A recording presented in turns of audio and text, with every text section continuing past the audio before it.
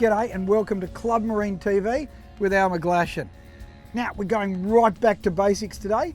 We're catching flatties on lures. You know, when you're looking for flathead, you want a sandy or a gravelly bottom. You don't want hard reef. The only thing is, because it's uniformly flat, you have to cover as much ground as possible. The more people casting, the more chance you've got because you're covering more ground.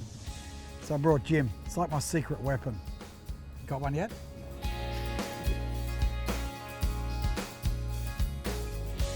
The key is with this style of fishing is to get in the strike zone. And the strike zone for a flathead is the bottom.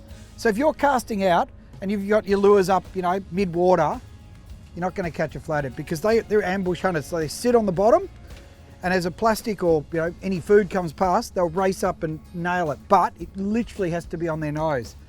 So you can see I'm using a 1/4 ounce head with a little coffee coloured prawn style, which works a treat because in here, like a lot of New South Wales, Victorian, Queensland, prawns play a big part of the diet, I suppose, for flathead.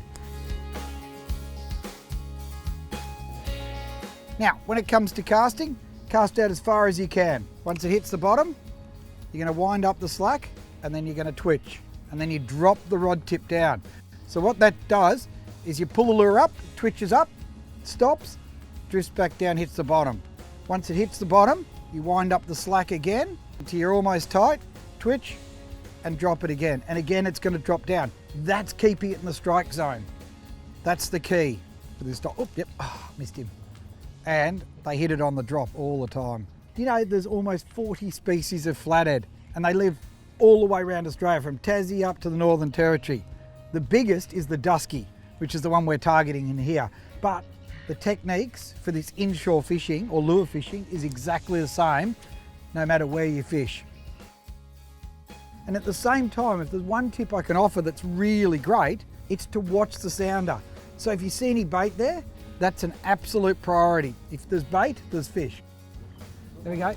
So the great thing with flathead that you can see how their gills go round and up onto here and sit right there. So when they're sitting in the dirt, they're actually in the sand or the mud, the bottom, they sit like that and they're actually breathing through the top because they're ambush hunters. And that's why it's important just to keep casting and casting and casting.